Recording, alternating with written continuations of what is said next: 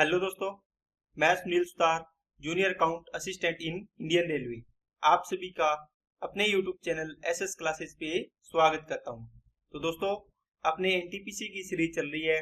इसके अंदर अपने 9 जनवरी की फर्स्ट शिफ्ट का एग्जाम कर लिया था और आज अपने सेकंड शिफ्ट का एग्जाम अपने करेंगे। तो इससे पहले दोस्तों 28 दिसंबर से 8 जनवरी तक के जितने भी शिफ्ट हुए हैं एनटीपीसी के, उन सभी के एग्जाम अपने हो गए हैं। तो इसकी प्लेलिस्ट बनी हुई है एनटीपीसी की। अगर आपने नहीं लगाए हैं तो यहाँ जाके टेस्ट लगा सकते हैं, अपनी तैयारी को अच्छा कर सकते हैं।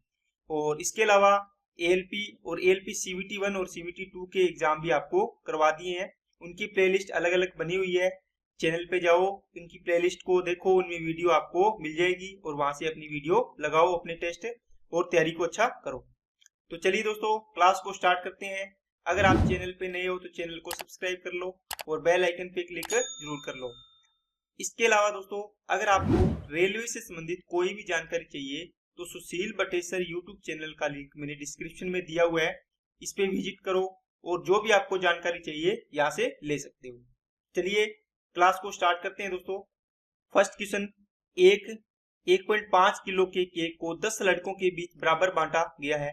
प्रत्येक लड़के को कितना केक मिलेगा? दोस्तों यहाँ देखो, ऑप्शन सारे ग्राम में दिए हुए हैं। आप इसको ग्राम में चेंज कर लो, कितना हो जाएगा? 1500 ग्राम हो गया। अब 10 लड़कों में डिवाइड करना है तो 10 से डिवाइड कर दो इसको, कितना आ जाएगा?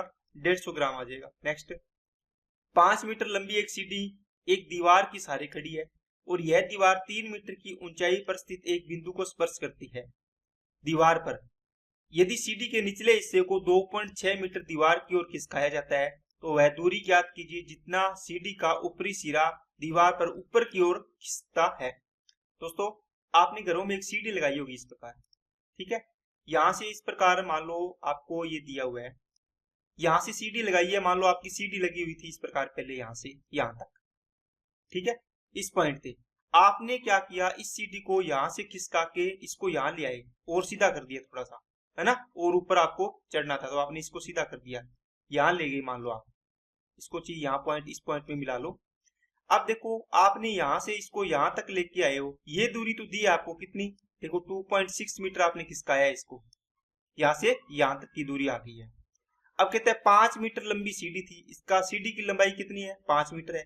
इसको इस प्रकार खड़ा करो, चाहिए ऐसे खड़ा करो, ये तो 5 ही रहनी, ये भी 5 है। अब देखो, आपको यह दीवार 3 मीटर की ऊंचाई, 3 मीटर की ऊंचाई इसकी ये ऊंचाई दी हुई है दोस्तों, इस ऊंचाई पर इसको स्पर्श कर रही थी पहले। अब देखो ये यहाँ पर पहुंच गई है, तो आपको पूछा ये दूरी बताओ ये कितनी आएगी। देखो दोस्तों, कैसे करेंगे? सबसे पहले दोस्तों मैं इसको ट्राइंगल को, छोटे वाले को बनाता हूं आपके लिए। इस प्रकार बना हुआ है, यहां से यहां तक ये 3 है, ये 5 है। बताओ ये कितनी होगी? 4 होगी। होगी कि नहीं होगी? ठीक है। तो ये पूरी की पूरी कितनी आ गई? 4 आ गई। 4 मीटर, जो भी है, मीटर है चाहिए सेंटीमीटर है। तो यहां से यहां तक इसकी दूरी कितनी आएगी बताओ? 4 में से ये घटा दो, 2.6, कितनी आएगी? 1.4 आ जाएगी। 1 पॉइंट कितनी आ गई दोस्तों? 4 आ गई है। अब देखो ये बड़े वाला ट्राइंगल देखो, इस प्रकार यहां से इस प्रकार बना हुआ है, इसकी दूरी तो आ गई 1.4। ये यहां से यहां तक है 3, ऊपर वाली अपने निकाल लेंगे। चलो ये कितनी है? 5 है। अब देखो ये समकोण त्रिभुज है, यहां से आप क्या किया करो, इसका देखो ये 5 है, ये 1.4 है, ये कितनी होगी?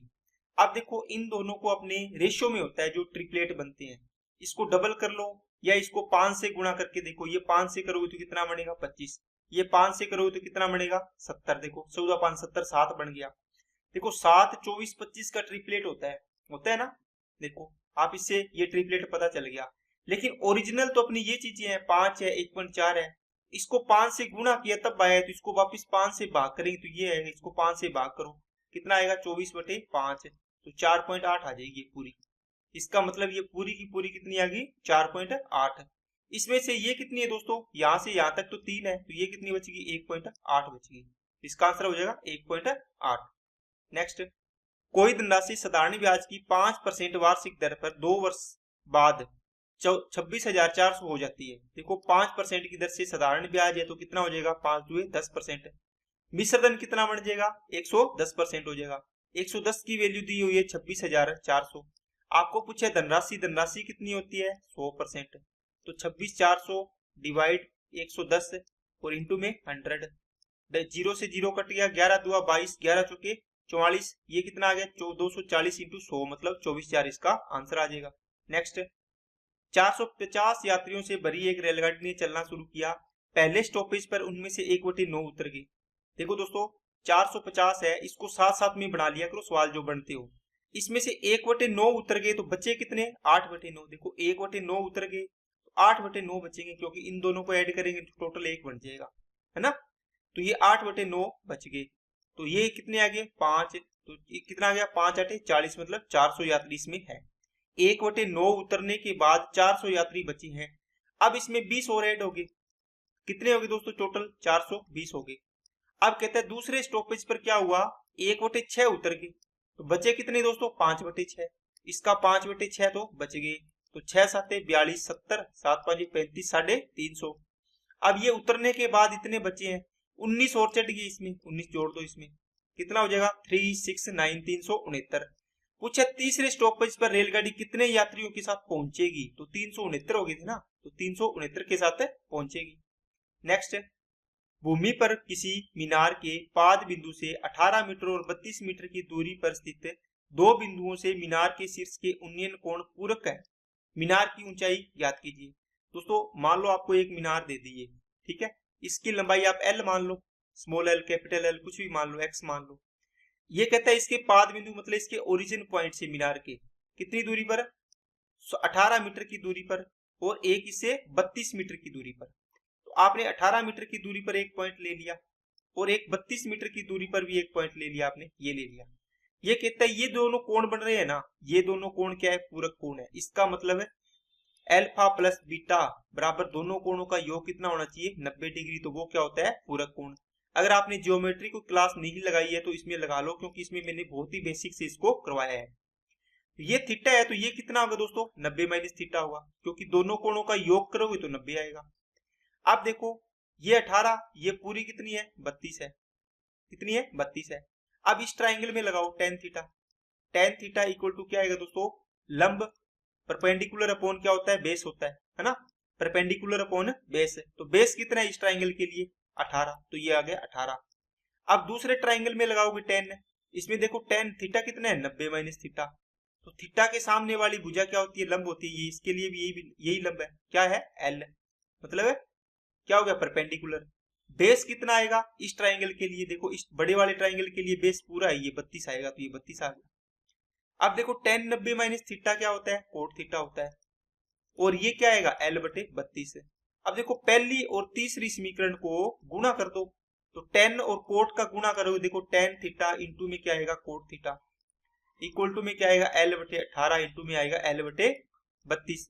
यहां से टेन और कोट का गुणा करोगे तो ये तो एक हो गया है ना, बराबर में ये एल स्क्वायर, ये 18 इंटू 32 है, इसको इधर गुणा करके ले आओ साइड में।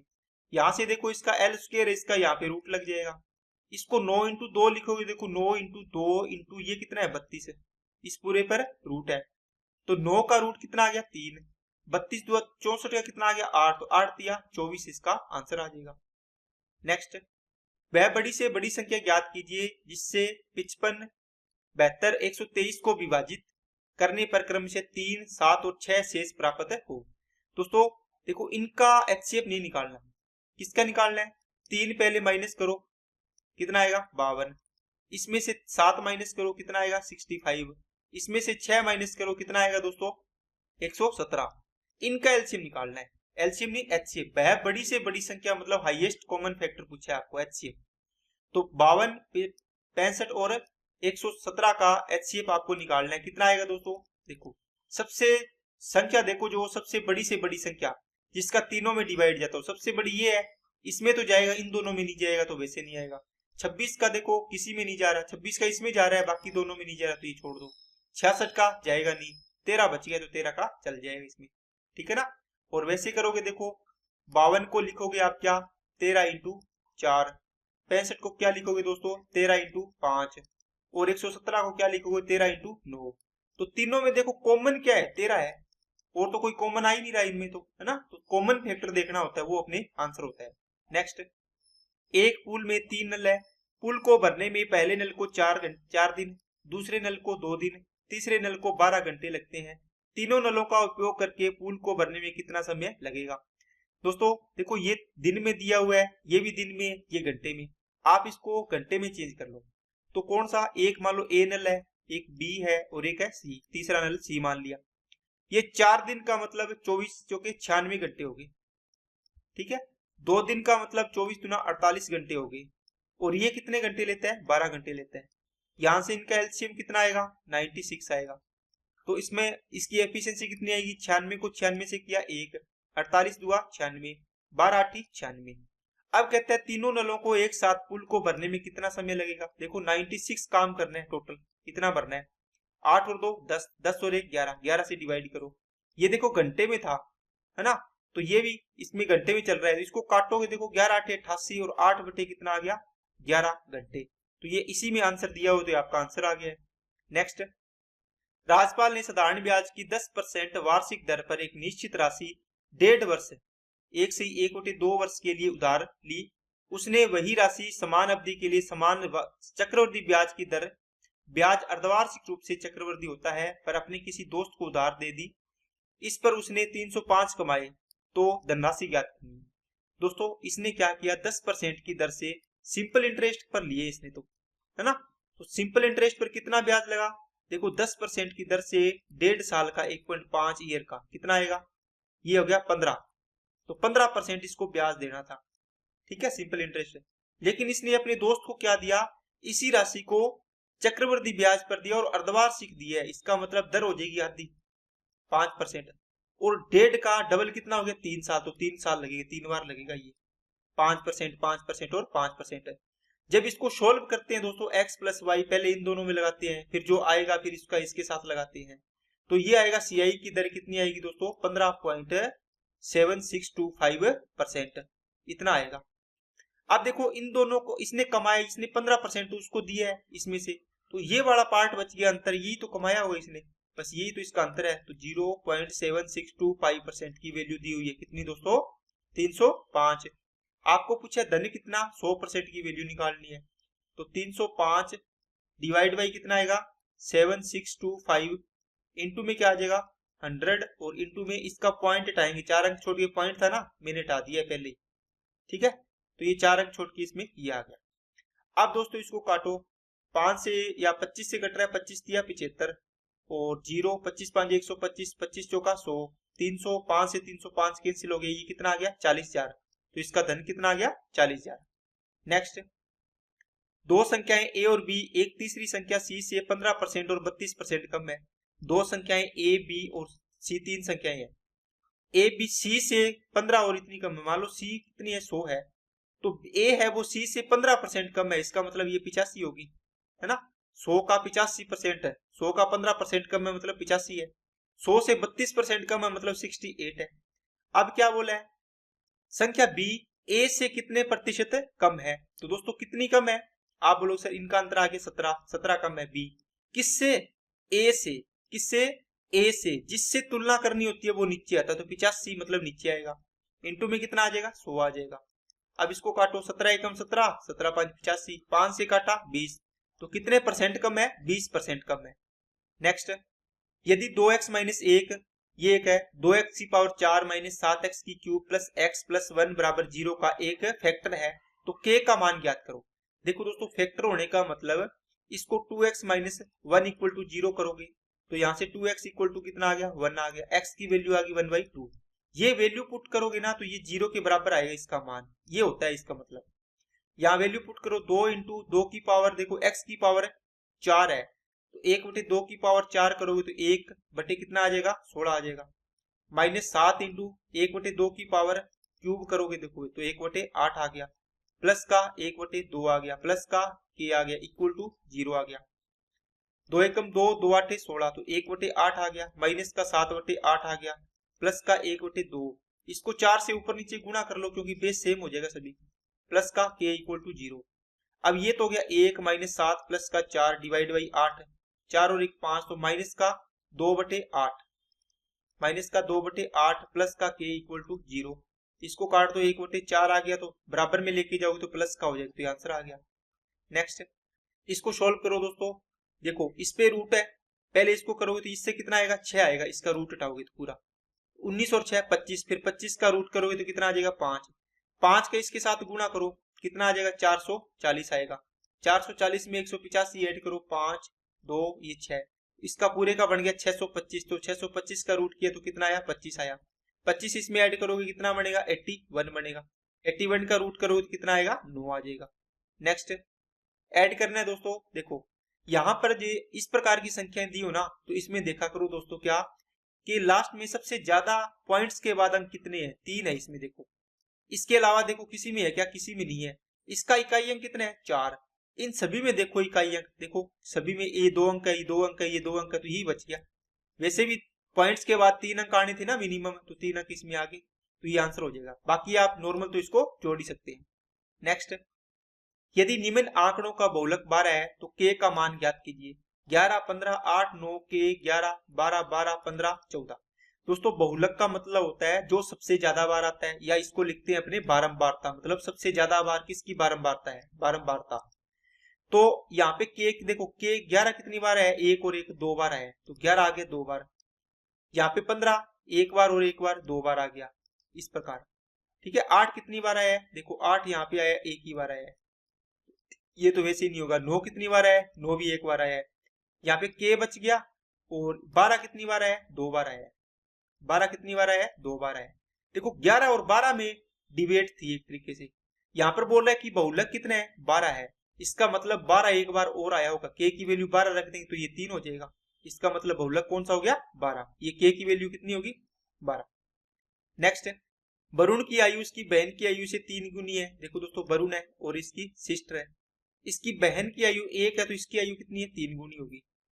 अब से 6 वर्ष बाद उनकी आयु का गुणनफल 231 है, दोस्तों x लगा लो जब भी गुणा करना हो, 6 साल बाद इन दोनों को 6 साल बाद देखो कितना आएगा, 6 6 ऐड कर दो इनमें, ये हो जाएगा 3x प्लस का 6, ये हो जाएगा दोस्तों x प्लस का 6। अब कहते हैं ये 6 साल बाद की उम्र है, ये 6 ईयर आफ्टर, इसका गुणा करोगे तो ये कितना आना चाहिए 231 आना चाहिए। अब यहाँ से वैल्यू पुट भी कर सकते हो, है ना, क्योंकि आपको पूछिए वरुण की वर्तमान उम्र, तो वरुण की वर्तमान उम्र कितनी थी, ये रही वर्तमान 3x थी, 3x की वैल्यू 15 मानोगे तो x की वैल्यू कितनी आ जाएगी 3 आएगी, फिर 3 पुट करके देखोगे यहाँ पे इसके बराबर आ जाएगा, ठीक है। अब देखो इसको बेसिक से कैसे सोल्व करोगे, देखो 3 में इसमें कॉमन लोगे तो कितना आएगा 3 कॉमन आएगा, यहाँ पर बचेगा x प्लस 2, यहाँ कितना है x प्लस 6 इक्वल टू में 231, 3 है तो ये गुणा में है तो इसमें काट दो, 3 7 21 2 3 7 21, तो देखो इनको गुणा करो x स्क्वायर प्लस 6 और 2 8x हो जाएगा, प्लस का 6 दूनी 12 हो जाएगा, माइनस का 77 इधर ले आओ, मैं इधर ले आया तो माइनस का हो गया, x स्क्वायर प्लस का 8x माइनस का 65 इक्वल टू 0। अब इसके क्या करने हैं दोस्तों, टुकड़े करने हैं, है ना। देखो 8 को तोड़ना है इस प्रकार की, जोड़ने या घटाने पर तो 8x आए, गुणा करने पर 65 आए, क्या करोगे दोस्तों, देखो 13 और 5 के करोगे तो 13 प्लस का 5 माइनस का करोगे, 13 में से 5 गया प्लस का 8 बचेगा, 13 5 65 करोगे तो माइनस का 65 आ गया, तो ठीक है। अब जब इसका आंसर करेंगे तो इसका चिन्ह चेंज कर दिया, माइनस 13 हो जाएगा, ये प्लस का 5 हो जाएगा। अब देखो ये माइनस वाला तो आंसर होगा नहीं तो प्लस वाला होगा, इसका मतलब x की वैल्यू आ गई प्लस 5, तो x की वैल्यू 5 आई है, तो इसकी पूछी थी 5 दिया 15 इसकी एज हो जाएगी, तो ये आंसर आ जाएगा, ठीक है। नेक्स्ट 200 मीटर की दौड़ में श्रुति 4 किलोमीटर प्रति घंटा की चाल से दौड़ती है, श्रुति तब दौड़ना शुरू करती है जब वीना 18 मीटर आगे निकल जाती है और फिर भी उसे 30 सेकंड से हरा देती है, वीना की चाल याद कीजिए। दोस्तों एक 200 मीटर की दौड़ है, कितने मीटर की 200 मीटर की दौड़ है। अब इसमें देखो यहाँ पर इसको किसको खड़ा दिया इसने, यहाँ पर ये कहता है वीना यहाँ पर खड़ी है 18 मीटर आगे, लेकिन श्रुति कहां से चल रही है, शुरू से चल रही है, तो श्रुति बताओ कितनी दूरी तय करेगी, यहां से लेके पूरी दूरी तय करेगी, मतलब कितनी 200 मीटर। अपने यहाँ पर श्रुति को लिख लेते हैं, यहाँ पर बीना को, अलग अलग इनका कंपैरिजन करते हैं, अपने आप समझ में आ जाएगा। देखो श्रुति दूरी कितनी तय करेगी 200 मीटर, है ना, ये कितनी दूरी तय करेगी, देखो 18 मीटर आगे खड़ी कर दी इसको, तो ये तो 200 मीटर से 18 तो करेगी नहीं ना, तो ये कितनी रहेगी इसके लिए 182, ये करेगी 182 मीटर। अब देखो इसकी स्पीड कितनी है, इसकी स्पीड देखो 4 किलोमीटर प्रति घंटा है, देखो 4 किलोमीटर प्रति घंटा को 5/18 से गुणा करके मीटर प्रति सेकंड में चेंज कर लिया, 2 ये 9 तो 10 बटे कितना आ गया 9 आ गया, इसकी चाल है दोस्तों 10/9 मीटर प्रति सेकंड। यहां से इसका देखो टाइम निकल जाएगा इसका, तो 200 डिवाइड बाई कितना आएगा 10/9 आ गया। ये 9 ऊपर चला जाएगा तो 10 से ये कट गया तो 180 सेकंड आ गया। ये कितना आ गया दोस्तों 180 सेकंड। अब इसने कहा कि फिर भी 30 सेकंड से हरा देती है। इसका मतलब ये श्रुति है ये 180 सेकंड लेती है फिर भी 30 सेकंड से हरा देती है, मतलब वो 30 सेकंड बाद आई है, यहाँ पर 30 सेकंड बाद पहुंची, इसको आगे खड़ा किया फिर भी। तो 180 में 30 ऐड करो तो इसको टाइम कितना लगा 210 सेकंड हो गया। कितना सेकंड 210। इसकी स्पीड निकालनी है तो क्या होगा, डिस्टेंस 182 मीटर, टाइम 210। ये मीटर प्रति सेकंड में आएगा, आपको किसमें पूछा है किलोमीटर प्रति घंटा में, तो 18/5 से पहले ही गुणा कर दो। अब इसको काटो, 7 से काटो, 7 तिया 21, 7 से काटा 26, फिर ये हो गया 15, ये कितना हो गया 13, ये 3 5 15 और 3 6 18, 13 6 78 आएगा और नीचे कितना आएगा 5 5 25 आएगा। तो देखो 25 तिया 75, फिर बचेगा कितना 3, फिर पॉइंट लगाया 0 लग गई तो 25 एकम 25 आएगा, फिर 5 25 दुआ 50, तो 3.12 किलोमीटर प्रति घंटा इसकी स्पीड आ जाएगी। चलिए नेक्स्ट पे, होम डेकोर शॉप में हर वस्तु का अंकित मूल्य वास्तविक क्रय मूल्य से 30% अधिक रखा जाता है। देखो दोस्तों, ये मान लो इसका सीपी है, ये इसका एमआरपी है। ये कहता है कि जो इसका क्रय मूल्य है इससे 30% अधिक इसने प्रिंट की है, एमआरपी प्रिंट कर लिया। मालिक प्रत्येक वस्तु के अंकित मूल्य पर 10% छूट देता है। देखो अंकित मूल्य पर ही छूट दी जाती है, 10% छूट देती, तो ये इसका विक्रय मूल्य आएगा छूट देने के बाद। तो 130 का 10% छूट दे दी 17 रुपए 13 रुपए, तो कितना बचेगा 117।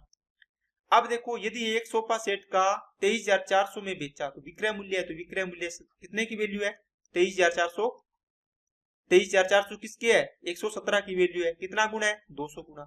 आपको पूछा है उस पर अर्जित लाभ, बताओ सीपी तो ये है 100 रुपए, 117 में बेचा है, मतलब 100 की चीज को 117 में बेचा तो कितने का लाभ हुआ 17 का, तो 17 की वैल्यू निकाल दो, तो 17 का भी 200 गुना कर दो, कितने रुपए का लाभ हो जाएगा 3400 रुपए का। नेक्स्ट, 2 अंकीय संख्या के अंकों का योग 9 है। यदि अंकों के क्रम को उलट दिया जाए और नई संख्या में 9 जोड़ा जाए तो नई संख्या मूल संख्या के 3 गुने के बराबर हो जाती है। तो संख्या ज्ञात करो। दोस्तों इस प्रकार का सवाल हो ये संख्या वाला, इसको ऑप्शन से किया करो। जैसे मान लो आपने ये 54 उठाया, आपने इसके अंकों को पलट दिया, कितना आ गया 45, है ना, 5 4 है तो 4 5 कर दिया।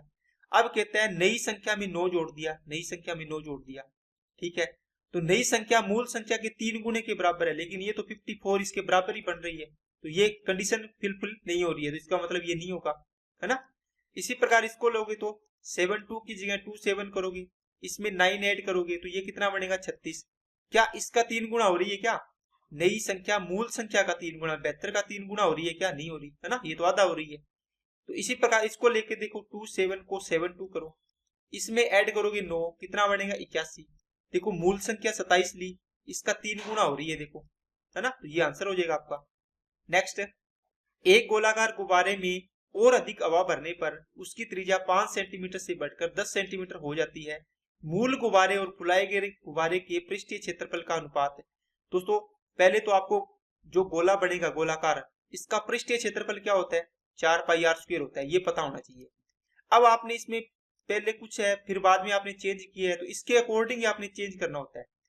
4 पाई r1 स्क्वायर और दोबारा क्या हो गया 4 पाई r2 स्क्वायर। देखो त्रिज्या चेंज हुई है ना, देखो r1 से r2 हुई है, देखो ये तो कट ही जाना है, इसका मतलब है जो इसका त्रिज्या का रेशियो होगा 5 से कितना है 10 है, एक अनुपात कितना है दोस्तों 2 हो गया। तो जो इसके क्षेत्रफल का अनुपात होगा पृष्ठीय क्षेत्रफल का, वो क्या होगा इसके त्रिज्या के स्क्वायर के अनुपात के बराबर होगा। 1 का स्क्वायर 1, 2 का स्क्वायर 4। अगर आयतन होता तो क्या करते 4/3 पाई r क्यूब होता है, ये तो देखो कॉमन आएगा, ये तो कट जाएगा, तो इसका क्यूब कर देंगे r का, तो वो क्या हो जाएगा इसके वॉल्यूम का रेशियो बढ़ जाएगा। नेक्स्ट, दो संख्याओं का अनुपात 3:2 है। यदि पहली संख्या में से 8 घटाया जाता है और दूसरी संख्या से 6 घटाया जाता है तो संख्या 5:4 हो जाता है। संख्याएं ज्ञात करें।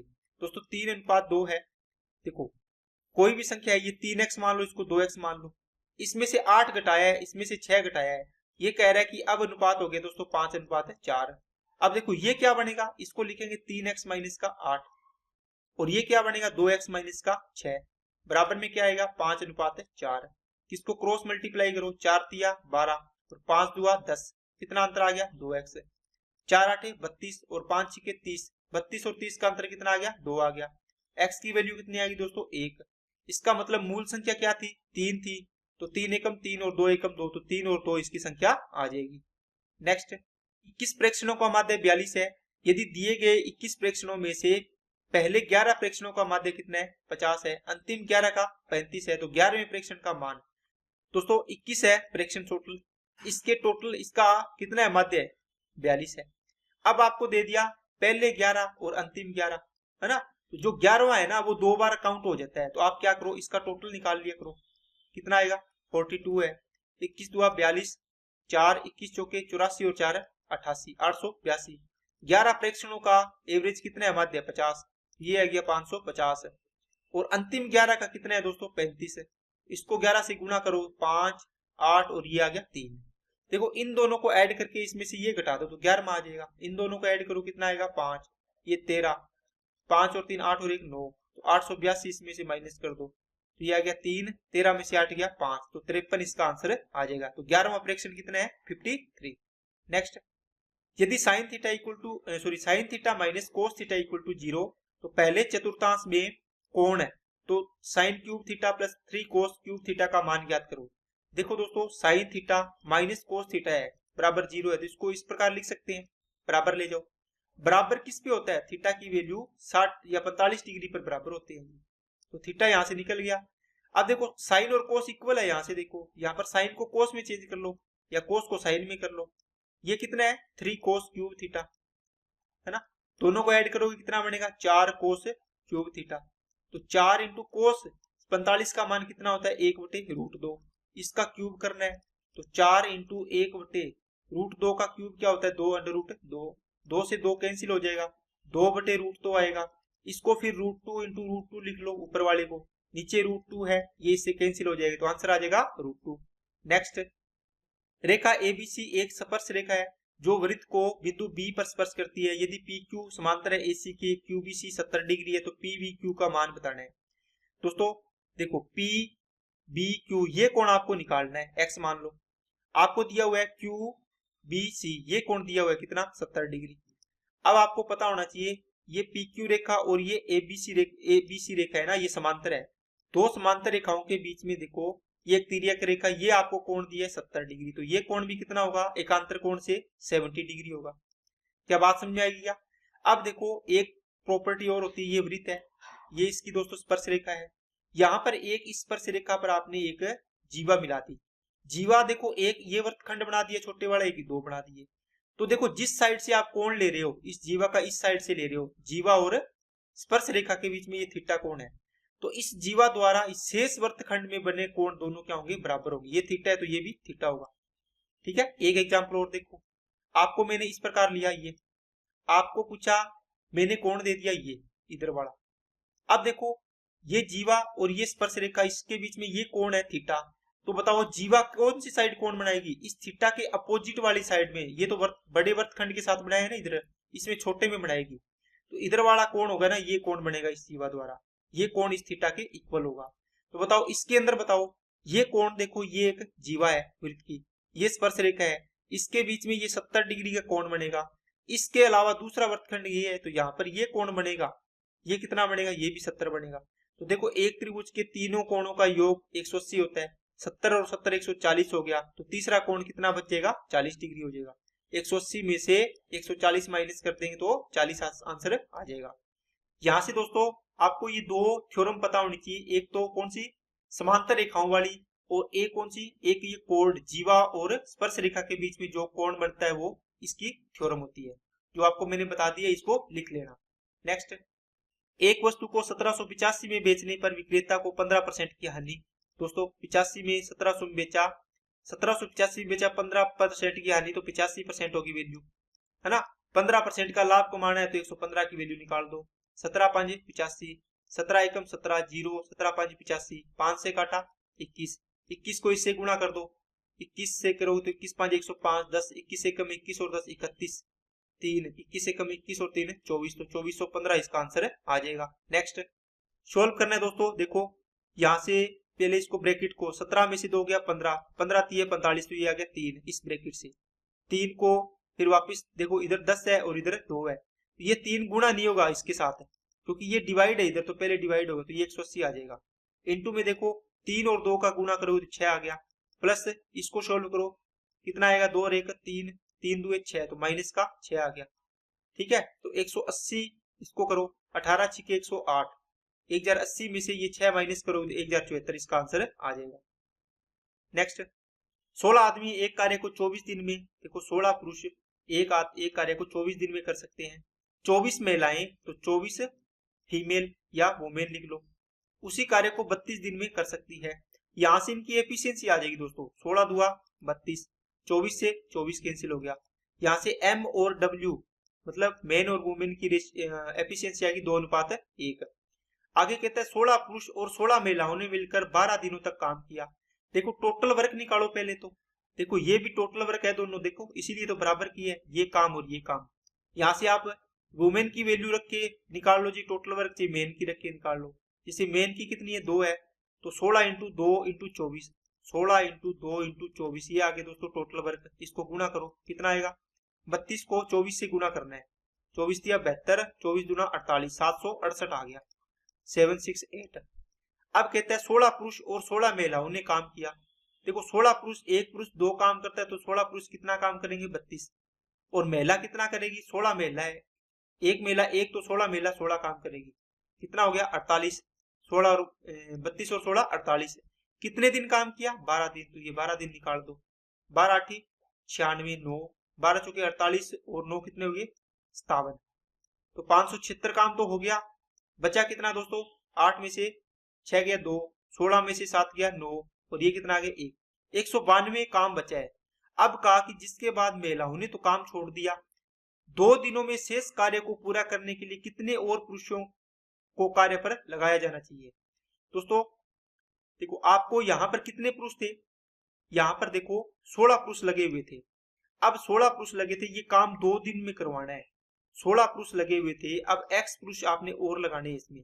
ठीक है, एक पुरुष कितना काम करता है, 2 काम करता है, तो कितने दिन में करवाना है, 2 दिन में। कितना काम है, 192। देखो ये इसकी एफिशिएंसी से गुणा किया है, ये पुरुषों की संख्या आ गई टोटल, इतने पुरुष इतनी एफिशिएंसी से काम करेंगे तो ये इसकी एफिशिएंसी होगी टोटल एक दिन की। 2 दिन में काम करवाने तो 2 दिन से गुणा कर दिया, बराबर 192।